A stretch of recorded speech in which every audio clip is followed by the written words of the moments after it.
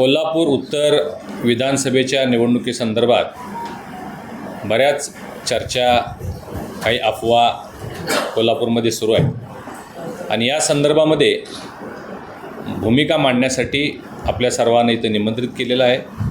सर्व सन्माननीय पत्रकार बंधू भगिनींचं मी सहर्ष स्वागत करतो. गेले 2-3 दिवस वृत्तपत्रामधून, टी व्हीमधून वेगवेगळ्या पद्धतीच्या बातम्या येत आहेत. कोल्हापूरमध्ये उत्तर मतदारसंघामध्ये धनंजय महाडिक यांनी त्यांचे चिरंजीव कृष्णराज महाडिक यांच्यासाठी हट्ट धरला, आग्रह धरला, उमेदवारी निश्चित झाली आणि मग त्याला अनुसरून काल या विभागाचे आमचे शिवसेनेचे नेते राजेजी क्षीरसागर यांनी एक मेळावा घेतला. त्यामध्ये त्यांच्या काही कार्यकर्त्यांनी भावना आपल्या व्यक्त केल्या. आज भारतीय जनता पार्टीचे आमचे इथले नेते सत्यजित उर्फ नाना कदम यांनी आज संध्याकाळी एक मेळावा घेतलेला आहे आणि गैरसमज काहीतरी निर्माण होत आहेत असं दिसतंय आणि म्हणून या संदर्भात भूमिका जाहीर करण्यासाठी मी आपल्या सर्वांना बोलवलेलं आहे. पार्श्वभूमी आपल्या सर्वांनाच माहिती आहे. कोल्हापूर उत्तरची ही जी विधानसभेची जागा आहे, गेले 10-15 वर्ष शिवसेनेकडे ही जागा होती. 2019ला या विभागातून काँग्रेसचे आमदार निवडून आले. त्या ठिकाणी त्यांचं आकस्मिक निधन झाल्यामुळं पोटनिवडणूक लागली आणि त्या पोटनिवडणुकीच्या वेळेस आमचे सत्यजित उर्फ नाना कदम यांना भारतीय जनता पार्टीची उमेदवारी देण्यात आली.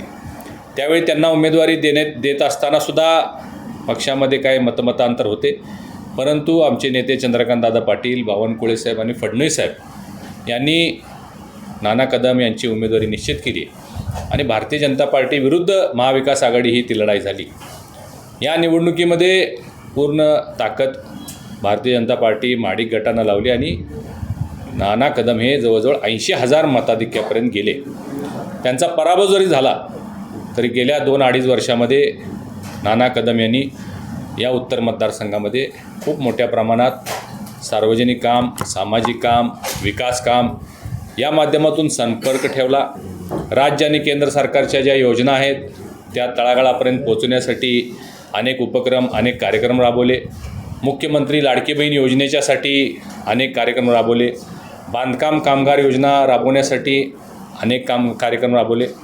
त्याच पद्धतीनं तिथं असणारे आमचे माजी आमदार राजेजी क्षीरसागर यांनीसुद्धा या गेल्या 2.5 वर्षामध्ये कोल्हापूर उत्तर मतदारसंघामध्ये आजपर्यंत कधीही कामं झाली नव्हती. एवढ्या मोठ्या प्रमाणात प्रचंड विकास कामं केली.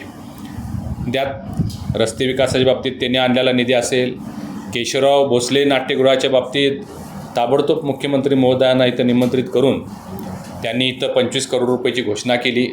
त्याचबरोबर पूर नियंत्रणाच्यासाठी एक मोठा निधी, कोल्हापूरमध्ये एक कन्व्हेन्शन सेंटर व्हावं यासाठीचा निधी, त्याचबरोबर क्रीडा संकुल व्हावं यासाठी प्रयत्न, अशी अनेक कामं जी प्रलंबित होती ती राजेजी क्षीरसागर यांनी पूर्ण केलेले आहेत आणि त्यामुळे दोन्ही नेते या ठिकाणी ताकदीचे नेते म्हणून सर्वांना परिचित आहेत.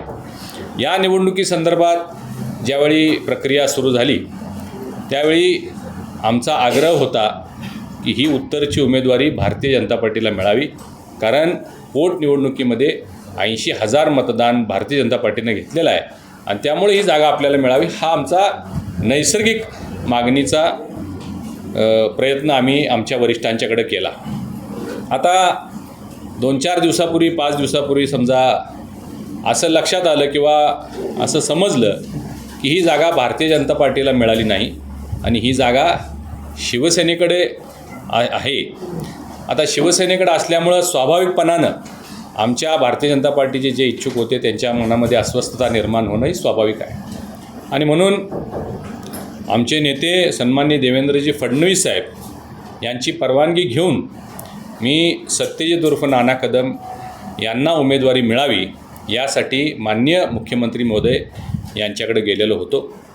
त्यावेळी नानांच्या उमेदवारीबद्दल बोलत असताना शिवसेनेच्या काही नेत्यांनी त्या ठिकाणी कृष्णराज महाडिकांच्याबद्दल माहिती विचारली. कृष्णराज महाडिकांच्या लोकप्रियतेचा किंवा त्यांच्या संपर्काचा किंवा त्यांच्या सामाजिक कार्याचा या निवडणुकीमध्ये फायदा होईल का, अशा पद्धतीची विचारणा माझ्याकडे केली आणि काहींनी त्यांना उमेदवारी मिळाल्यास काय होईल असाही प्रश्न माझ्यासमोर उपस्थित केला. आता स्वाभाविकपणानं कृष्णराज महाडिकांचं काम हेही आपल्याला सर्वांना माहिती आहे. आणि समोरून प्रश्न उपस्थित झाल्यामुळं मी त्यांना सांगितले की चांगलं काम करतो आहे आणि निश्चित उमेदवारी मिळाली तर तोही चांगला परफॉर्म करू शकेल असं मी सांगितलं. त्या नेत्यांनी कृष्णराज महाडिकांची एकदा मुख्यमंत्री महोदयांची भेट घालून द्या अशा पद्धतीच्या सूचना केल्या.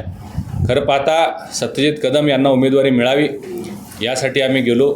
यामध्ये कुठेही राजेश क्षीरसागरांना डावललं जावं किंवा त्यांच्याबद्दल काही निगेटिव्ह बोलणं किंवा त्यांच्याबद्दल काही वेगळ्या भूमिका मांडणं हे बिलकुल आम्ही केलेलं नाही आहे. एक आमचा कार्यकर्ता, ताकदीचा कार्यकर्ता नाना कदम हा गेले 5 वर्ष तिथं प्रयत्न करतो आहे, गेले 2.5 वर्ष खूप प्रयत्न करतो आहे आणि त्याच्या मनामध्ये भावना येऊनही माझ्यावर अन्याय झाला म्हणून मी त्याच्यासाठी तिथं गेलो होतो. आम्ही CM साहेबांना विनंती केली की नानाच कदमांचासुद्धा विचार व्हावा. असं आम्ही म्हटलो नाही की तुम्ही राजेशजींना डावला किंवा काय करा आणि नानांना उमेदवार द्या. आम्ही विनंती करायला गेलो. आमची भावना होती, आमची भूमिका होती आणि पक्षाला सांगून किंवा साहेबांना सांगून आम्ही गेलेलो होतो. आणि त्यानुसार परवा दिवशी कृष्णराज महाडिक यांना घेऊन मी मुख्यमंत्री महोदयांची भेट घेतली. कृष्णराज पहिल्यांदाच मुख्यमंत्री महोदयांना भेटला. त्यांनी त्याची विचारपूस केली, माहिती घेतली आणि त्यांना प्रभावी वाटलं की बाबा चांगला काम करणारा मुलगा आहे, असा मुलगा प्रक्रियेमध्ये असणं स्वाभाविक आहे. परंतु आपल्याला माहिती आहे वर्षा बंगला असेल किंवा सागर बंगला असेल, बाहेर पत्रकार कॅमेरे हे मोठ्या संख्येनं असतात आणि त्यांनी दुसऱ्या दिवशी अशी बातमी चालवली की कृष्णराज महाडिकांचं नाव निश्चित झालं. मी आज आपल्यासमोर सांगतो की अजून कुठल्याही पद्धतीचं नाव कुणाचंही निश्चित झालेलं नाही आहे.